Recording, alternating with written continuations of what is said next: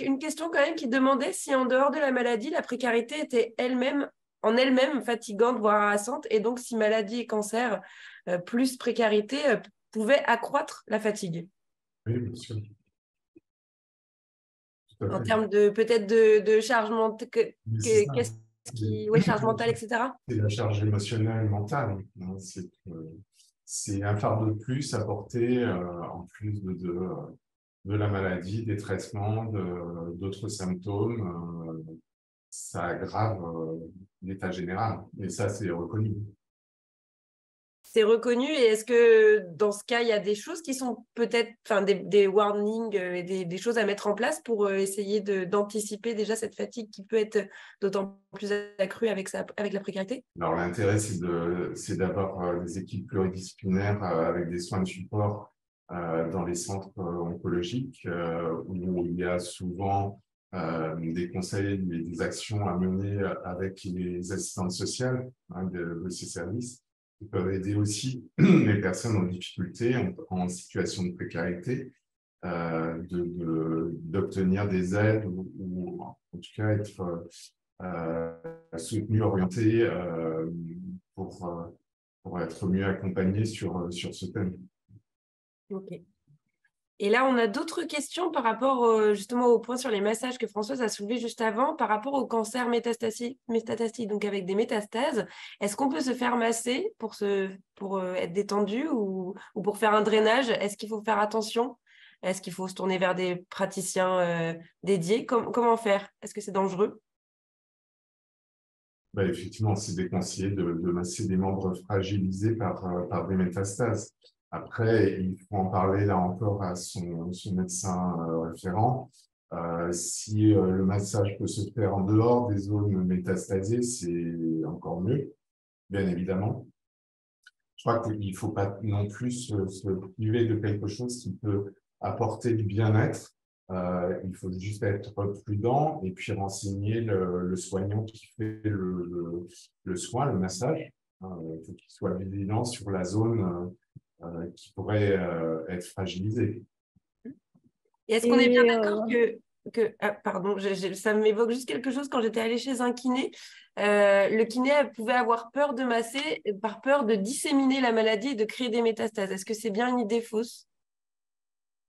Je pense que ça n'a jamais été étudié, prouvé.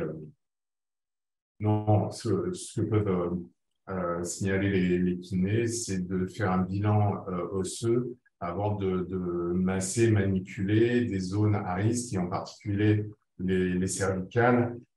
Si jamais il y avait une lésion à ce niveau-là et que les manipulations soient trop importantes, puissent déclencher une fracture ou quelque chose.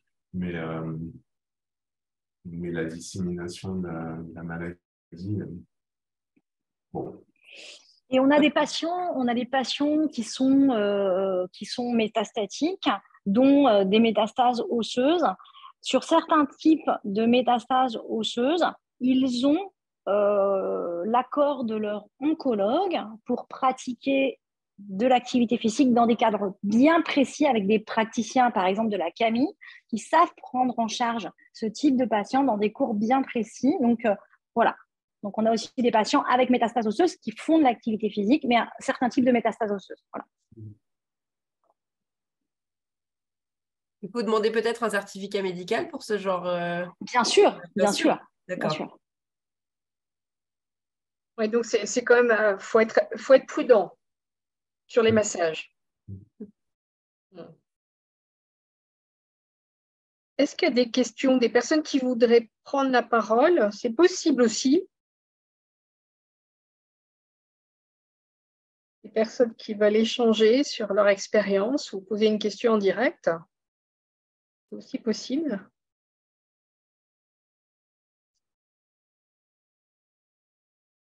La luminothérapie, est-ce qu'il y a des études qui sont déjà menées sur ce sujet? Je ne sais pas, Françoise. Déjà là-dessus, ça, je ne sais pas du tout, mais on sait le bienfait on on sait l'importance de la vitamine D. Bruno va nous en parler, l'importance de la vitamine D, peut-être, qu'on trouve naturellement dans la lumière, à l'extérieur. Oui, j'avoue que je ne connais pas la littérature sur la luminothérapie, s'il y en a une. Mais en tout cas, ça fait partie des techniques qui vont aller chercher sur les endorphines, toutes les molécules, la sérotonine et tout ça qui véhiculent le bien-être en fait. Et que ce soit des techniques corporelles, les massages, la méditation et tout ça, on va chercher ces molécules pour donner, donner ressenti du bien-être. Très bien. Puis la luminothérapie, ça permet aussi de se recaler sur le rythme de la journée, d'apporter un peu plus de lumière, donc un peu plus d'amines qui vont booster l'énergie et le bien-être. Et que penser des compléments alimentaires ou des choses qui sont justement, qui pourraient être indiquées pour gagner en vitalité? Est-ce que c'est des fausses bonnes idées ou est-ce que c'est des vraies bonnes idées? Alors, là aussi, il n'y a pas vraiment d'études très parlantes sur l'intérêt de vitamines ou de produits qui pourraient donner un peu plus d'énergie. Alors, il y a certains produits qui apportent un peu de vitalité, hein. On pense à la vitamine C ou au guarana, des choses comme ça. Ça peut être des compléments, mais attention aussi à ne pas trop en prendre parce que les compléments alimentaires, certaines poudres, certains produits qu'on trouve dans les magasins bio, sur Internet ou autres, font des promesses souvent qui ne tiennent pas et en plus ça peut contenir des molécules qui vont interagir avec les autres traitements qui sont en cours et ça peut être particulièrement délétère pour le traitement de la maladie. Voilà, sur Internet, on promet beaucoup de choses sans forcément être obligé de les tenir, hein. Donc là, je vous mets vraiment en garde sur tout ce que vous pouvez trouver sur Internet. Ce qui est quand même bien, c'est d'en parler aussi à son médecin pour qu'il soit au courant, qu'il sache ce que vous prenez, qu'il puisse vous dire si ça n'interfère pas, par exemple, avec une chimiothérapie ou une immunothérapie. Voilà, pour ne pas faire de bêtises et ne pas utiliser des choses qui ne vont pas forcément être bénéfiques et qui risquent d'être au contraire maléfiques, quoi. Qui vont aller interférer avec ce qui est censé fonctionner. Voilà. Mais globalement, il n'y a pas de médicament miracle hein, concernant la fatigue. Je vous ai passé toutes les études, je ne vous ai pas montré toutes les études qui ont été faites sur différents traitements, médicaments, molécules. Et ce qui ressort, c'est rien, enfin, pas grand-chose. Il y a beaucoup de choses qui ont été explorées et qui sont, en tout cas, qui ne font pas preuve de leur efficacité dans les études de bonne qualité. Alors, est-ce que c'est vrai quand on dit on est trop fatigué, j'ai mal dormi parce que j'étais tellement fatiguée? On entend ça quelquefois. J'étais tellement fatiguée, j'ai pas bien dormi. Mais oui, bien sûr. Alors, qu'est-ce qui se passe qu'est-ce qui se passe pour que c'est paradoxal en fait? C'est souvent, alors ça peut être une fatigue physique, mais ça peut être une fatigue aussi émotionnelle. Et quand on est trop tendu, je vais caricaturer un peu, mais quand on est trop tendu, trop inquiet, on a tendance à jamais se reposer. Je vous passe les autres symptômes hein, qu'on peut rencontrer dans un parcours de malade du cancer, mais on le sait, hein, quand on est inquiet, tendu, stressé, on a tendance à jamais se reposer. On ne récupère jamais bien. Donc, ça aggrave le phénomène de la fatigue et ça s'ajoute au reste. Voilà. Puis la fatigue, elle est tellement multifactorielle dans ce genre de maladie que tout compte. Est-ce que Bruno, on peut euh, se faire prescrire par son médecin des choses un peu douces qui permettent un peu l'endormissement quand on est trop fatigué? Est-ce qu'il y a des choses à base est-ce que la mélatonine, des choses comme ça peut… Alors, la mélatonine est de plus en plus prescrite par les praticiens pour aider à l'endormissement et à la régulation du sommeil. Après, comme je vous disais, il y a aussi, il faut tenir compte aussi des troubles de l'humeur que peut présenter la personne malade. Et ça se gère par un suivi, un soutien psychologique, éventuellement l'avis d'un psychiatre s'il y a besoin. Mais déjà, dans le monde de l'oncologie et des soins de support, on a quand même quelques pistes à proposer sur des symptômes anxieux, voire dépressifs. Donc, on peut mettre en place des choses aussi si il y en a besoin. Voilà. Après, quand c'est plus complexe, on peut faire appel aux spécialistes psychiatres, par exemple. Parce qu'on n'a pas beaucoup… C'est vrai que cette piste-là de l'anxiété, de la dépression, qui est causée par l'annonce, par la maladie, je veux dire, c'est légitime. Il y a beaucoup de patients qui ressentent ça.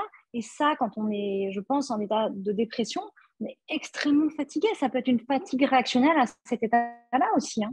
Bien sûr. C'est ce que je vous disais dans l'exposé, c'est que c'est multifactoriel et ça peut être physique, émotionnel et cognitif. Bien sûr, tout est à prendre en compte.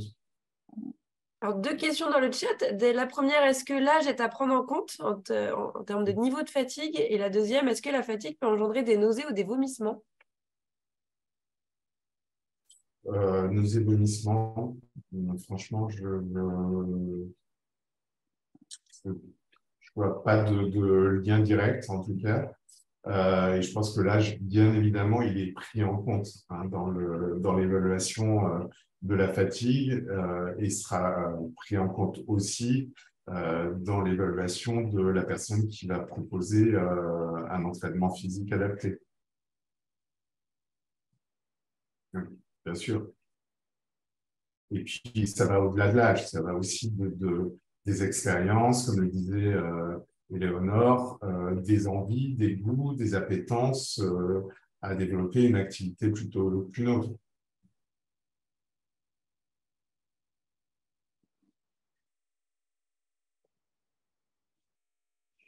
Et quand on revient sur vos chiffres de la fatigue, Bruno, c'est assez impressionnant de se dire que environ 30% des patients se plaindraient encore de la fatigue 5 à 10 ans après le diagnostic. Donc, ça veut dire que ce n'est pas dans notre tête, c'est vraiment vrai. Oui, bien sûr. Oui, tout à fait. Mais il y a une personne dans le chat qui justement disait qu'elle n'avait jamais entendu ça. Oui.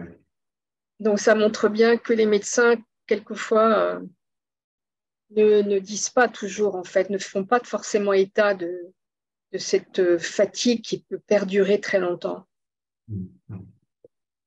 Voilà, c'est la fatigue, mais aussi d'autres symptômes qui peuvent perdurer quelque temps après la guérison, l'arrêt des traitements spécifiques dirigés contre le cancer. La douleur en fait partie. Hein. On sait que les personnes qui suivent les patients atteints de cancer constatent aussi des phénomènes douloureux après l'arrêt des traitements spécifiques. Et c'est toute une prise en charge très particulière qui est du domaine de la prise en charge de la douleur chronique. Et la prise en charge de la douleur chronique dans un établissement, est-ce que c'est qui peut s'en occuper vraiment?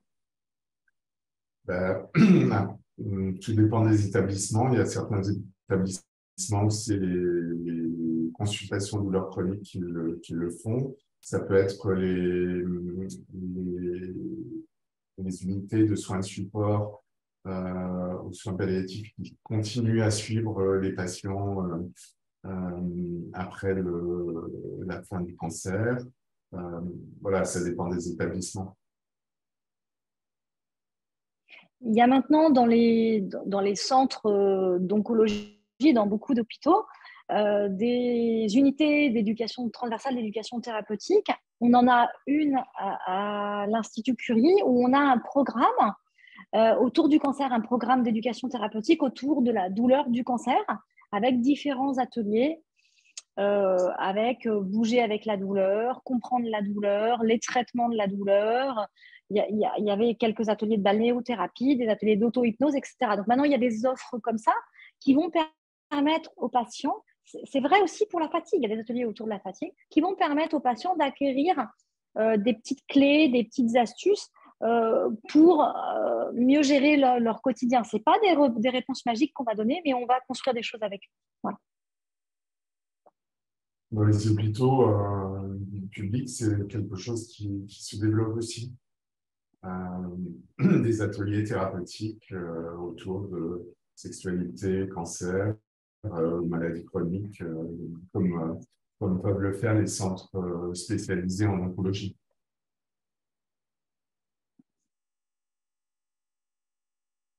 Est-ce qu'il y a d'autres questions, Lise? Non? Non, après des remarques sur les centres qui peuvent aider, les structures d'appui, alors la CAMI pour le sport, je ne sais plus ce que veut dire l'acronyme CAMI, mais voilà, qui peut aider pour l'activité physique adaptée. En Normandie, apparemment, il y a Planète, j'ai plus le nom, voilà, Planète Patient, qui dispense de l'activité physique adaptée sur prescription médicale. Et enfin, voilà, et enfin, ne pas hésiter à chercher toutes les associations, peut-être auprès de la Ligue aussi, qui a peut-être pas mal d'adresses près de chez vous, qui peuvent aussi participer à tous ces soins oncologiques de support dont on a parlé juste avant. Donc, est-ce qu'il y a un conseil quand même de pouvoir donner, qu'on peut donner à tous les patients lorsqu'ils sont encore très fatigués? Est-ce que s'ils ont une visite de contrôle tous les ans, est-ce que c'est quelque chose qu'il faut qu'ils en parlent avec leur oncologue lors de cette visite? Ça me paraît nécessaire. Et qu'est-ce qu'on peut, dans ces cas-là, il faut utiliser les outils qui sont utilisés dans les hôpitaux pour pouvoir jauger cette fatigue. Vous pouvez le suggérer, hein. Vous pouvez aussi plutôt évaluer avec une échelle entre 0 et 10 hein, sur votre degré de fatigue et donner ce score à la personne que vous rencontrez, qui vous suit. Oui, bien sûr. C'est important aussi de noter sur son smartphone ou sur un petit journal ce qu'on fait comme activité. Parce que souvent, les patients ont l'impression qu'ils n'ont rien fait, ils sont très fatigués. Mais quand on leur demande de citer une journée type, eh bien, ils ont fait 1 heure de natation, un cours de qigong, ils sont allés travailler avec 3 changements de métro, ils ont fait… Et en fait, même une personne qui n'aurait pas eu tous ces traitements serait très fatiguée. Donc, c'est important aussi, pour être très objectif, de noter un peu, peut-être un peu ce qu'on a fait dans la semaine, pour se dire, ah oui, je suis fatiguée, mais ma fatigue, elle est réactionnelle à tout ce que j'ai fait aussi dans ma semaine. Oui, c'est bien ça, de pouvoir aussi se dire qu'on peut aussi réduire ces activités.